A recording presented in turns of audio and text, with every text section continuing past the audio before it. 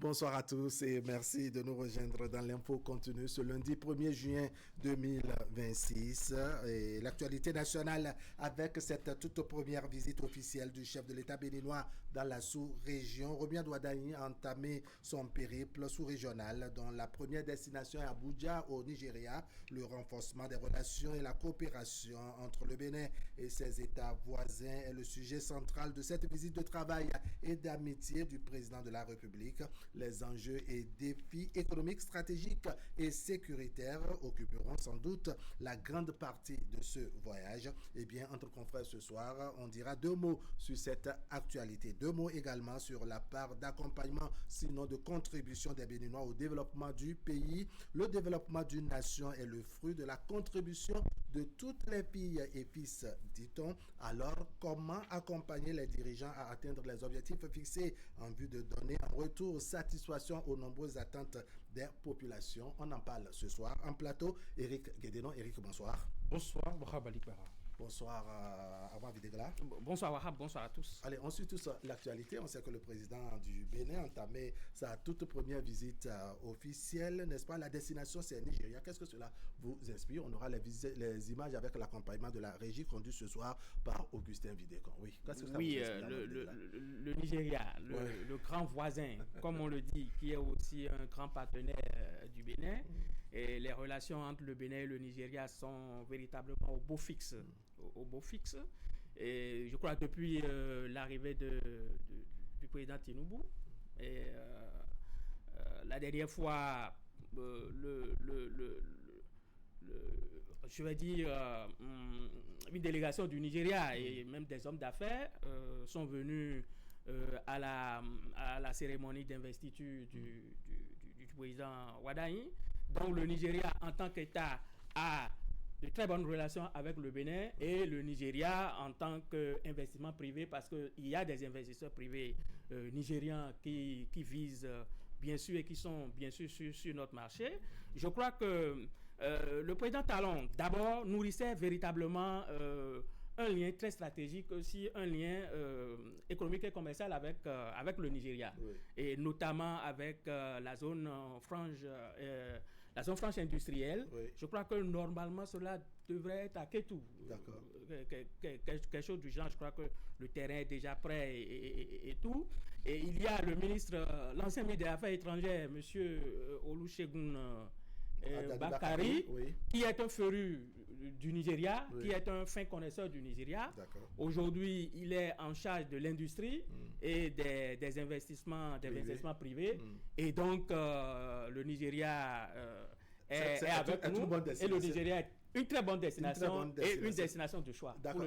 Encore une fois, Augustin va nous accompagner avec ces images. Je souhaite qu'on les commente un peu avant d'évoluer dans nos discussions. On a vu tout à l'heure le président du Bénin, en tout cas tel que vous le voyez, Éric Guédénon, sur ces images, le véhicule qui, n'est-ce pas, descend. Il y a le président de la République du Bénin, n'est-ce pas, en veste, chaleureuse poignée de main avant de rentrer sans doute dans la salle de conférence. On se trouve là, je suis sûr, je dirais, au palais de la République au Nigeria. On voit le président, pour ne pas dire les deux personnalités, le président du Bénin invité à s'asseoir. On voit donc ces images, Bola Tinubu en blanc, le président du Bénin en veste. Éric Guédénon, qu'est-ce que tout cela vous inspire?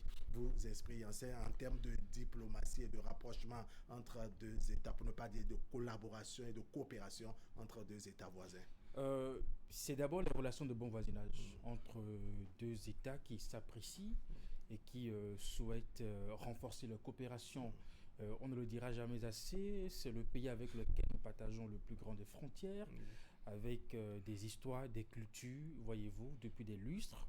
C'est aussi un pays qui récemment a manifesté sa grande solidarité quand nous étions en crise. Je ne voudrais pas rappeler cet épisode de notre histoire. Le Nigeria, qui à la demande du Bénin, a mobilisé des hommes pour défendre la République. Vous faites allusion aux événements du 7 décembre 2025. Pour défendre la République. Et je pense que tout ceci mérite justement que pour le premier déplacement du chef de l'État, que Romiad Ouadani justement se déplace vers ce pays-là pour que, au-delà de tout ce qui nous unit, on puisse davantage voir comment on peut renforcer la coopération économique. C'est encore dans ce pays que, il y a quelques mois en arrière, Patrice Talon, dans un discours, invitait les chefs d'État de la sous-région à s'organiser pour se mettre ensemble pour la coopération économique.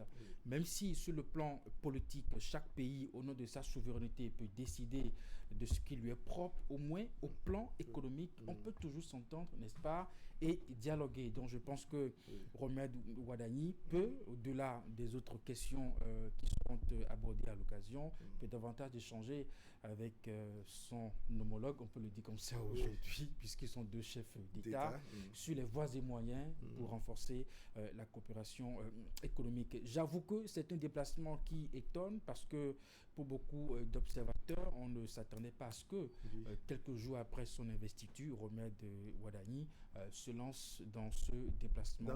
Voilà, et c'est ça qui fait la curiosité, non seulement de vous, mais également de beaucoup de nos téléspectateurs, pour ne pas dire de nos concitoyens. On se pose la question, qu'est-ce qui peut justifier, je dirais, le choix du Nigeria? On a bien d'autres pays voisins, d'autres auraient pu miser sur, je dirais, d'autres pays voisins, mais cette fois-ci, c'est le Nigeria que le président béninois a choisi, encore qu'on sait que, bon, les relations, n'est-ce pas, sont plus ou moins au beau fixe. Non, pas plus ou moins. Voilà, très bien, parce que Eric, voilà, Eric rappelait, je dirais. Et que Tinubu est venu au pouvoir, voilà, Eric rappelle combien la bonne santé de ces relations, oui, de ces relations, tout à fait, a permis à ce que, bon, le Nigeria puisse apporter son appui sécuritaire au Bénin au moment où on était traversé par les événements. Et puis, c'est que la dernière fois, le Nigeria a félicité ses forces de défense et de sécurité pour avoir sécurisé les élections chez nous. Et donc, la réponse est nette, la réponse est nette, et Eric vient de le dire, avec les événements du 7 décembre, nous avons eu fait recours au Nigeria à travers la coopération internationale, c'est-à-dire la CEDEAO. Et donc, je crois que c'est une destination de choix juste après les élections, puisque le Nigeria a dit qu'il a sécurisé aussi les élections chez nous. Je crois que c'est quand même très... De toutes les façons, le Nigeria est un voisin. Vous savez, dès qu'on va revenir juste en 2006, le président Yahi Boni, je crois que c'est le même jour même de sa prestation de serment qu'il est allé au Nigeria. Voilà, et il retourne directement. voilà, bon, ça n'a pas été le cas chez le président Talon, mais cela montre en réalité que le Nigeria véritablement est avec nous et nous sommes avec le Nigeria et nous devons travailler avec le Nigeria. C'est un vaste marché, le Nigeria. C'est un très vaste marché et ce n'est pas seulement nous qui l'explorons. Vous savez, c'est au moment où il y avait eu la fermeture des frontières au niveau de Craquet que moi j'ai véritablement senti que ce n'était pas nous seuls. Les gens venaient même de la Côte d'Ivoire, c'est-à-dire qu'ils traversaient le corridor pour aller au Nigeria, c'est-à-dire le corridor Abidjan-Lagos. Les gens venaient même du Ghana pour aller. Et donc, vous voyez, c'est une grande destination économique et sociale. Nous devons travailler avec le Nigeria. Et la zone franche industrielle avec le Nigeria est là. C'était véritablement un rêve du président Talon. Et ça a été dit un peu partout. Et je crois que nous devons continuer à travailler avec le Nigeria. Il y a des investisseurs nigérians qui visent notre marché. Nous devons quand même tout faire. C'est vrai que au niveau de l'investissement privé, nous avons eu des lois, nous avons eu des tests pour que notre destination aussi, la destination Bénin aussi, soit une destination de choix. Et effectivement, nous avons une destination de choix. Notre pays est une destination de choix. Et on peut dire qu'il y a intérêt à ce que, je dirais, toutes les parties travaillent à ce que vraiment les relations entre, je dirais, les pays voisins et autres, le Nigeria et le Bénin également, n'est-ce pas, puissent se solidifier. Absolument, l'intérêt est grand. Déjà que dans son discours d'investiture, le président Wadani avait déjà donné le ton. Il disait dans son discours que le Bénin reste ouvert au monde entier, y compris avec nos voisins, les pays de la sous-région. Donc s'il le dit dans son discours et que dès les premières semaines de sa gouvernance, il enclenche la démarche vers le Nigeria, on peut dire qu'il joint là à la parole. Aussi, on peut trouver que l'homme n'a pas de temps à perdre. Il est convaincu de ce que, avec le mandat que le peuple béninois l'a confié, il faut y aller très vite. Voilà, s'il faut passer par des pays avec qui nous partageons des frontières pour développer davantage nos coopérations, avoir des investissements, eh bien, il faut le faire. Parce que quand vous écoutez les économistes, des gens qui étudient bien le marché du Nigeria, ils le disent toujours, nous ne profitons pas assez de notre proximité avec le Nigeria. Donc, il y a forcément des choses à faire qui nous sont peut-être inconnues, mais il y a des barrières. Oui, voilà. Il y a assez de barrières. Il faut travailler sur ces questions-là. Il faut travailler à déplacer ces barrières ou peut-être même à lever les barrières. Et que, vous savez, entre les deux pays, il y a beaucoup de marchandises qui passent de façon informelle. Oui, donc, il faut trouver vraiment les voies et moyens pour formaliser tout ça, pour que ça profite à nos deux économies. Oui. D'accord. Alors, on va suivre, je dirais, l'évolution des choses. Mais après le Nigeria, je pense que l'agenda du président ne s'arrête pas au Nigeria. Le communiqué n'a fixé... selon ce que j'ai lu, après l'étape du Nigeria, il devra se rendre aussi au Niger. J'ai vu quelques vidéos où dans les rues de Niamey, les couleurs nationales, le drapeau du Bénin est en train de flotter. Donc je pense aussi que là, ça va être aussi un grand moment diplomatique parce qu'à ce niveau, on connaît la qualité des relations. Nous savons qu'à l'investiture, le Premier ministre du Niger était là et cela nous a beaucoup plu. Donc peut-être que entre deux mots, puisqu'il y a aussi une audience qui a été accordée entre le chef de l'État béninois et les représentants des États de l'AES, peut-être qu'à l'occasion, la question a été abordée et que à travers ces visites, le chef de l'État peut davantage aussi renforcer la collaboration. Nous savons qu'il y a une très longue histoire entre le pays, le Bénin et le Niger. Je pense que ça va être l'occasion de faire table rase du passé et de se donner une nouvelle chance en termes de faire table rase du passé. De toutes les façons, il y a un gain, n'est-ce pas, au cours de ce périple du président béninois, n'est-ce pas, pour que, de toutes les façons, on puisse observer les choses. Et, de toutes les façons, que ce soit le Niger, que ce soit la Côte d'Ivoire, que ce soit autre, des fois, pour certains chefs d'État, c'est le moment de faire un périple au niveau de la zone. Aller vers certains contacts. Tout à fait. Tout à fait. Des fois même, il y a des candidats qui font ce chemin-là d'abord.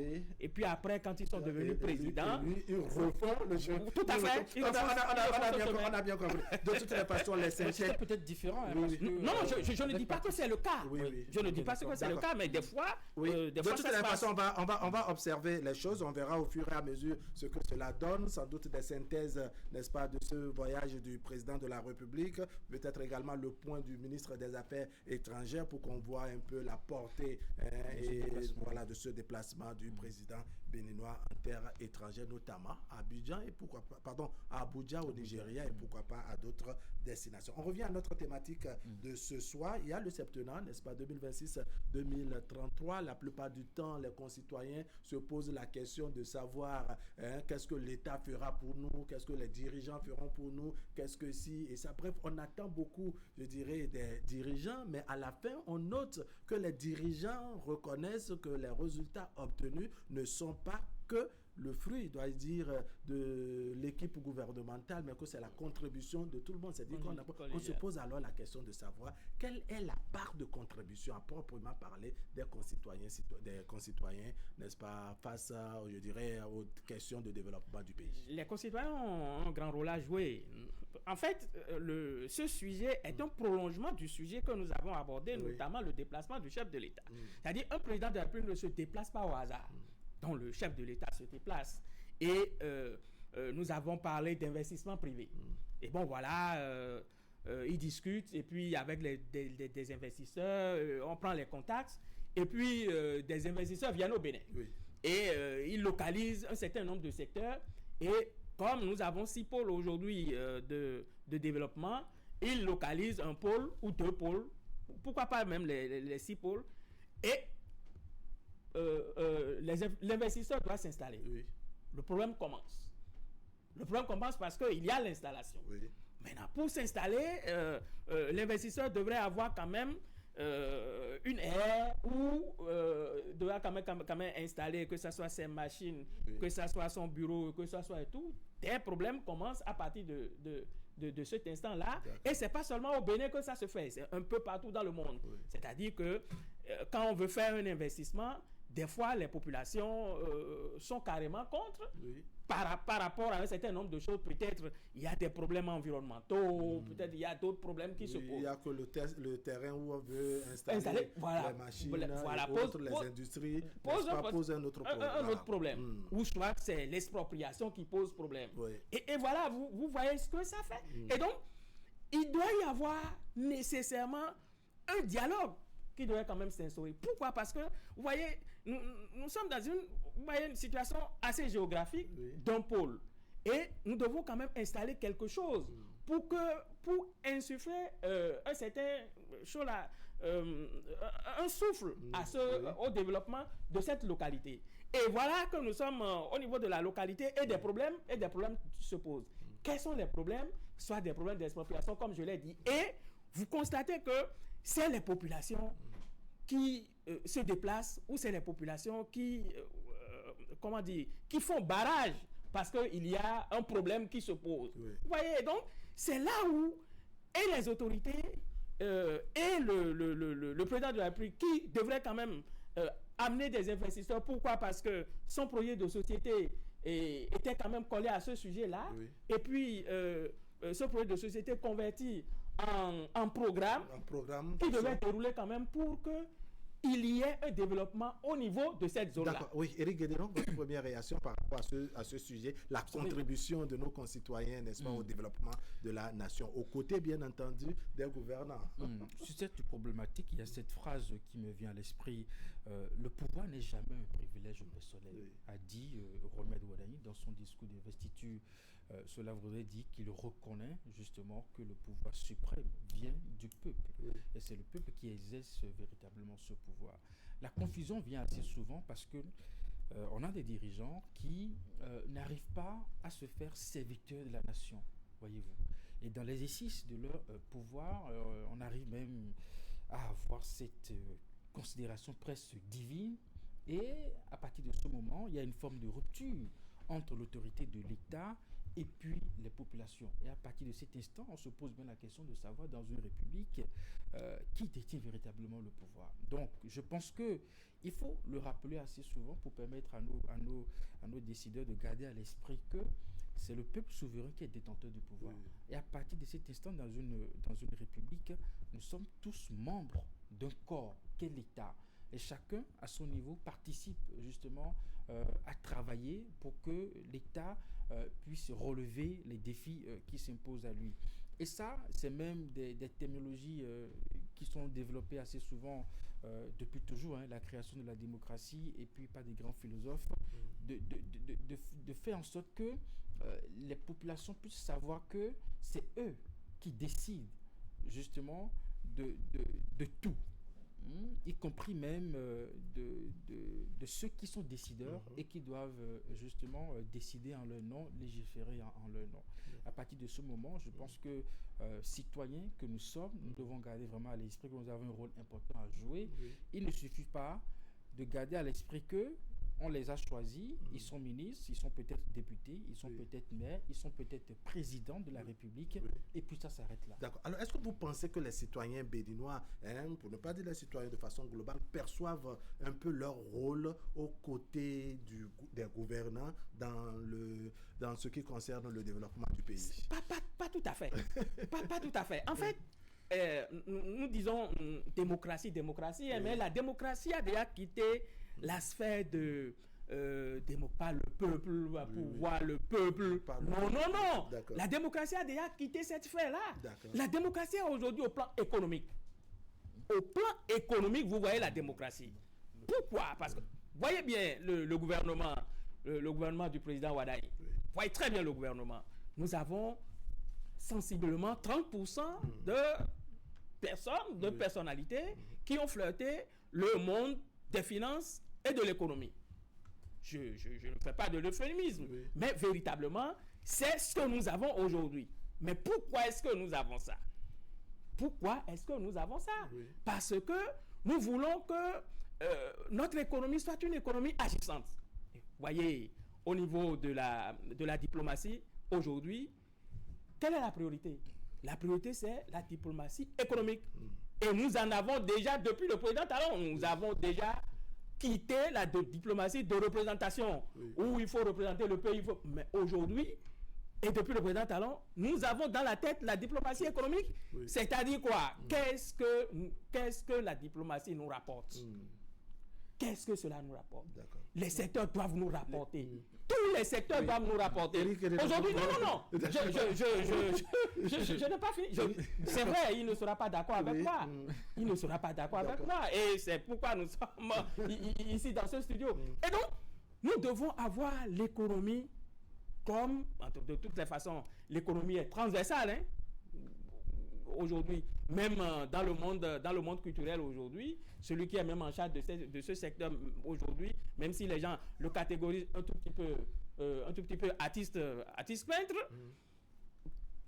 la révélation est qu'il est du monde des finances et de l'économie, pour ce que j'ai lu. Et donc, vous constatez que tous les secteurs sont des secteurs pratiquement économique.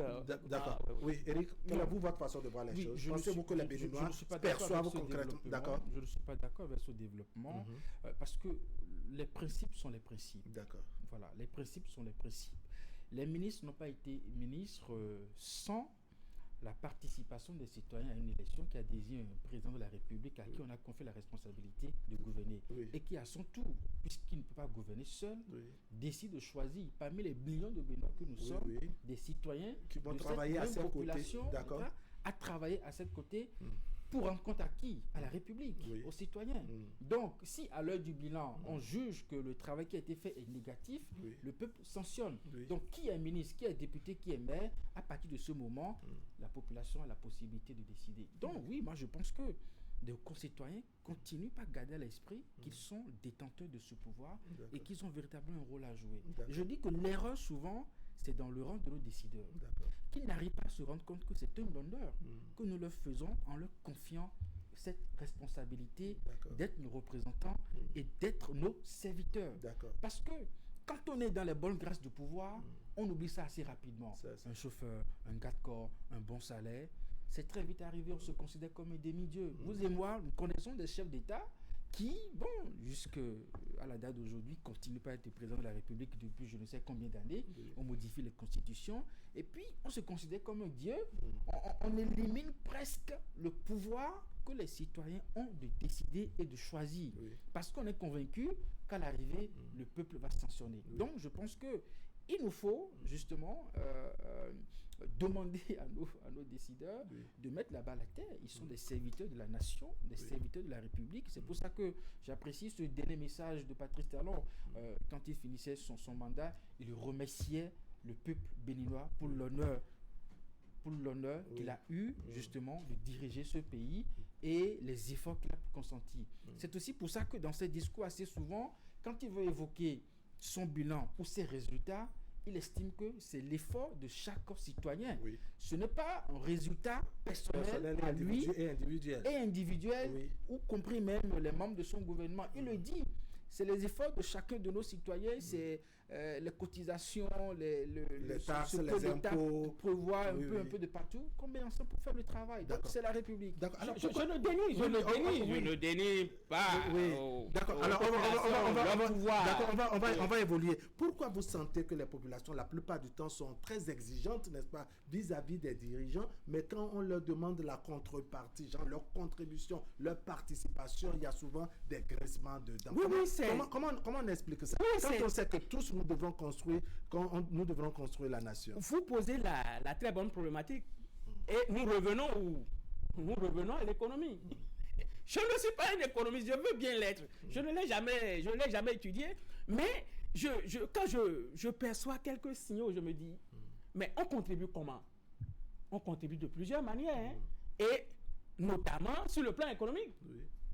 Nous devons payer les taxes, nous devons payer les impôts qui servent à construire, dit-on, les hôpitaux, les routes, les écoles et bien d'autres infrastructures. Mais aujourd'hui, disons-nous la vérité, aujourd'hui, compte tenu de nos ambitions, ce que nous faisons, ce que nous mettons dedans ne suffit pas.